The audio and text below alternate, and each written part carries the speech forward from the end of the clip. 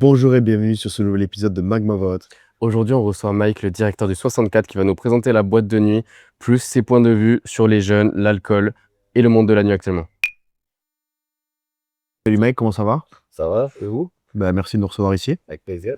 Donc, on est où ici exactement? Laisse-nous présenter l'établissement. Alors ici, vous êtes au 64. Ça fait, alors ça a changé de nom, mais ça fait 35 ans qu'elle existe, la boîte. Alors avant, c'était l'Underground. C'était ma première boîte quand j'avais 15-16 ans. Et ils ont modifié le nom il y a 20 ans. Donc il y a 20 ans, c'était Discothèque le 64. Et nous, on l'a modernisé un petit peu depuis que je suis revenu il y a 3 ans. Et du coup, voilà, on l'appelait le 64 Night Club, mais plus le 6-4. Voilà. C'était un rêve de gosse de devenir directeur de cette boîte de nuit? Non, ça arrivait par hasard. Je ne me voyais pas du tout être directeur de discothèque parce que moi, j'ai toujours travaillé dans les bars. Je travaillais pendant 10 ans au Boga Boga, j'étais manager. Et du coup, ça a été une belle opportunité qu'on m'a offert. Et voilà, je m'y plais bien. Ouais, c'est quelque chose qui te convient dans la vie, quoi. Ouais, ouais. C'est On quoi a changé un petit peu le Porto 64 à la base, c'était beaucoup généraliste, mais plus aussi années 80, tout ça. Et quand j'ai repris, on a complètement changé. Là, on fait beaucoup de l'urban, de l'afro, latino, house aussi, chata, tout ça, tout le truc du moment, quoi. C'est quoi ton travail, toi, exactement, dans la boîte de nuit? Moi, mon travail, alors moi, c'est là, comme aujourd'hui, donc gérer les commandes, faire la livraison, gérer le personnel, gérer les commerciaux aussi qui viennent. Négocier tout ce qui est tarif, tout ça de bar. Et surtout être partout sur tous les fronts pendant les heures d'ouverture. C'est-à-dire en fait gérer la sécurité, gérer les barman, gérer aussi la clientèle. Et après, à mes heures perdues, je suis un peu DJ, un peu community manager, je touche à tout, quoi. Et la boîte, elle est ouverte combien de jours par semaine? 3. Jeudi, vendredi, samedi? Vendredi et samedi. Voilà. Le jeudi, c'est plus pour les étudiants. Parce qu'on fait là, il y a les soirées étudiantes qui ont recommencé à la rentrée. On a beaucoup de SC qui sont là. On a le CESI. Enfin, on a plein plein d'écoles, en fait. Voilà. Et tes horaires, c'est plus la journée ou la nuit, du coup? Parce que tu disais que tu gérais les commandes et tout ça. Je fais la journée et la nuit. En fait, la nuit, je suis en présentiel, mais après, je travaille beaucoup de chez moi aussi. C'est moi qui m'occupe aussi. Je suis directeur artistique aussi. C'est moi qui gère tous les guests et tout. Voilà. Là, en plus, à la rentrée, il y a des guests qui vont arriver.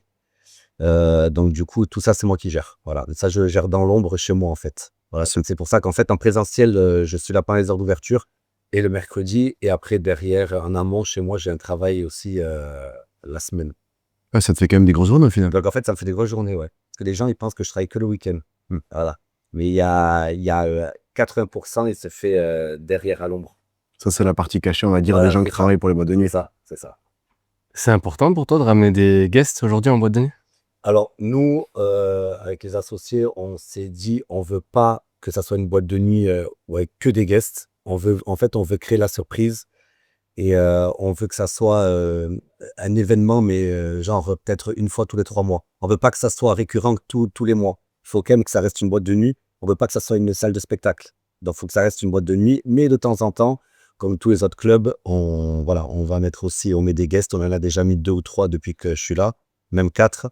Et là, du coup, à la rentrée, on en a quelques-uns qui vont arriver. Voilà. T'as les noms de ce que t'as mis?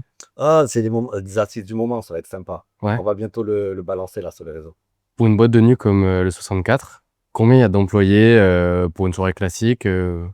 Alors, quand on tourne à bas régime, c'est-à-dire en fait le vendredi ou pendant les vacances, par exemple, pendant les vacances, là, le mois de juillet-août, c'est un peu plus calme parce que bien sûr, il y a tous les férias, tout ça, donc les gens ils partent en vacances.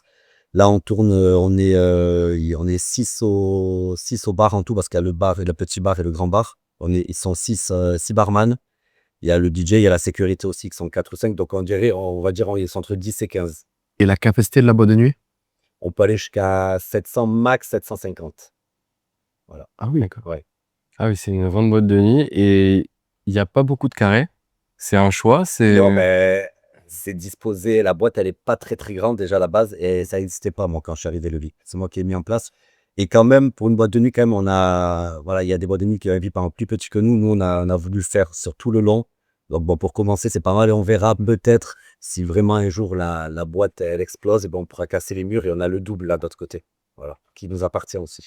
Ah, donc vous avez la possibilité de faire 2 fois plus grand. Si on veut, on peut agrandir. Là, on peut être la plus grande boîte de la région. Là, si on fait ça, il y a le double là-dedans, de l'autre côté. On peut faire un étage et voilà. Et pour l'instant, c'est pas intéressant. Pour l'instant, non, mais on ne sait pas. Les associés sont peut-être en train d'en parler. On va voir. Parce qu'il y a quoi du coup de l'autre côté là en ce moment? Alors, l'autre côté, c'est les bâtiments, ça nous appartient, mais en fait, c'est exactement la même, bord plus grand que ce côté-là, mais x2 en fait. Là, il n'y a rien de l'autre côté. Mais c'est vide. En fait, c'est là où on met tout, un peu le débarras, tout ça, en fait. Les carrés sont très très grands. Du coup, je repars sur ça. Parce que là, c'est un carré VIP ou il y en a plusieurs? Alors, ça, on appelle ça l'ultimate. Ça, c'est vraiment ça qui est derrière les guests. Et c'est, en général, on le met que des gens qui prennent des Jéroboam ou des Magnum. Sinon, après, il y a tout le reste qui est accessible. Et quand il y a des guests, du coup, ça, on le vend un peu plus cher parce que du coup, ils sont juste derrière les guests. Voilà. Est-ce que tu trouves que les jeunes ont une nouvelle manière de consommer en boîte de nuit, tout ce qui est alcool et tout ça? Il y a beaucoup de soirées sans alcool aujourd'hui et tout. Alors, moi, j'ai commencé à demander la nuit en 2012. C'est quand j'ai commencé au Boga Boga. Alors, il y a eu, je pense, un avant et un après Covid. On le ressent. C'est-à-dire que les jeunes, je trouve ils se sont appropriés pendant le Covid, ils sont restés beaucoup chez eux. Et ils ont consommé chez eux. C'est-à-dire qu'ils ont acheté l'alcool et ils ont consommé chez eux. Et en fait, on voit que depuis le Covid, les gens, ils font beaucoup d'apéros chez eux. Ils continuent encore. Tu ressens que les gens, ils arrivent plus peut-être en état d'ébriété qu'en boîte. Alors, et en fait, ils consomment beaucoup à l'extérieur. Donc, du coup, on retrouve beaucoup de petites bouteilles, des flashs à l'extérieur. En fait, ils consomment beaucoup. Enfin, après, c'est vrai que le monde a changé aussi. Les prix ont augmenté. Je sais que c'est pas facile quand tu sais qu'un verre, ça coûte maintenant entre 10 et 12 euros. Je sais que c'est pas facile. Donc, du coup, en fait, il y a eu un changement quand même. Tu disais que tu as commencé en 2012 à travailler dans le monde de la Ouais, nuit. en 2012, moi, j'ai commencé. Comment tu t'es lancé dedans? Pourquoi? Moi, à la base, j'étais vendeur et je travaillais à la Fnac. Et en fait, je sortais souvent, comme tout le monde, je sortais beaucoup en ville. J'avais écouté en Boga Boga, c'était The Place to Be. Et j'ai commencé, ils m'ont dit, ah, si tu veux venir, on a de la plonge à faire. J'ai commencé par la plonge et du tout, je passais barman. Et barman, après, je passais manager. Voilà.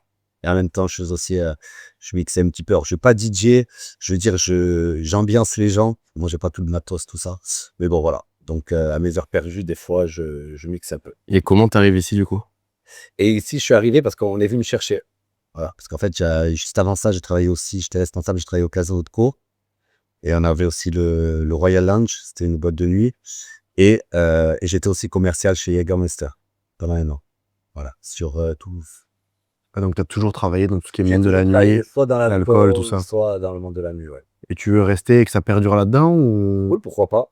Après, là, j'espère avoir dans quelques années mon affaire à moi. Ouais, ton propre établissement. Voilà, c'est ça. Sur Pau ou t'aimerais te décaler ailleurs? Oh, je sais pas, à voir. Hmm. À voir.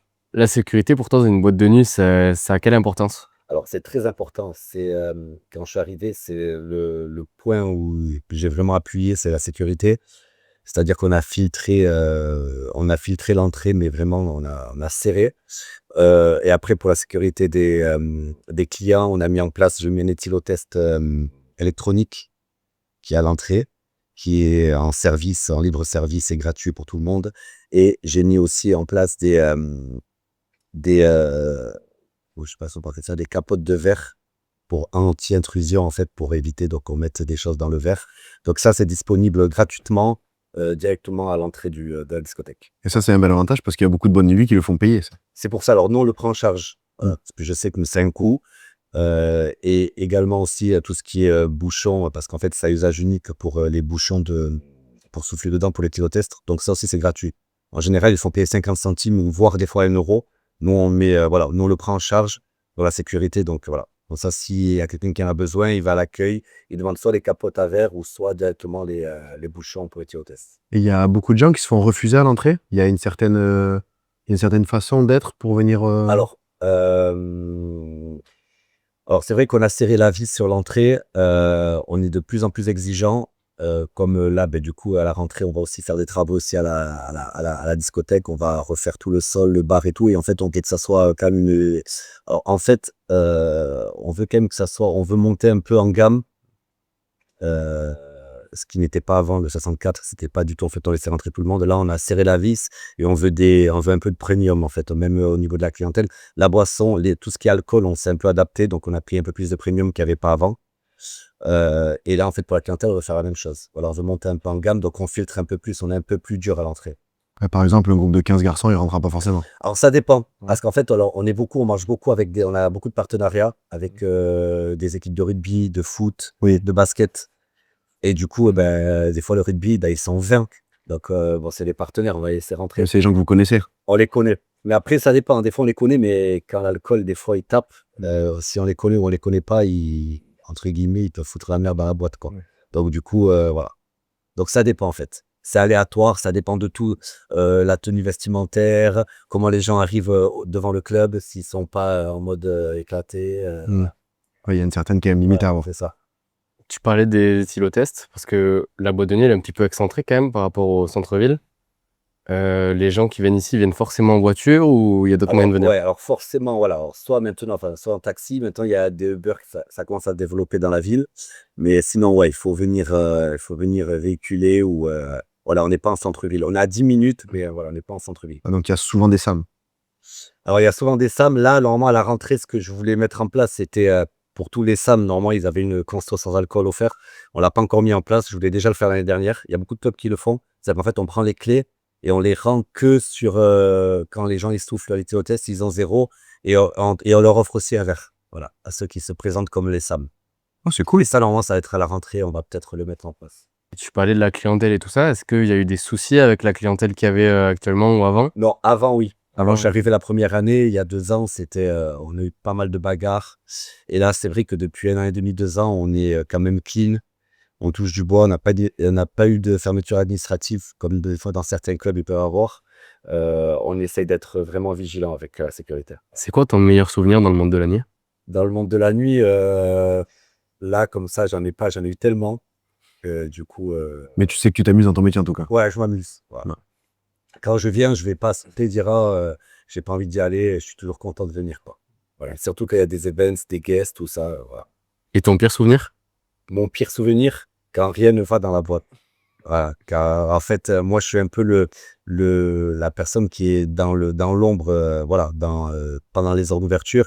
Il suffit qu'il y a quelque chose qui va pas, je sais pas, mettons un toilette qui est bouché, du vomi à nettoyer, tout ça.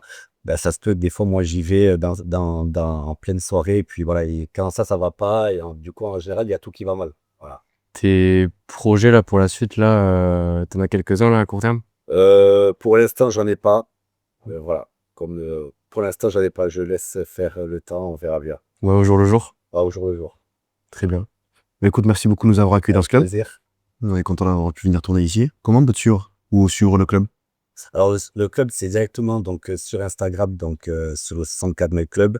On a un Facebook, mais il est plus beau. Enfin, on a repris l'ancien Facebook du club, qui est plus trop à jour parce que, bon, du coup, elle est moins suivie sur Facebook. Et on a notre TikTok aussi. Voilà, donc, on a TikTok, 64 Mail Club et Instagram, 64 Mail Club.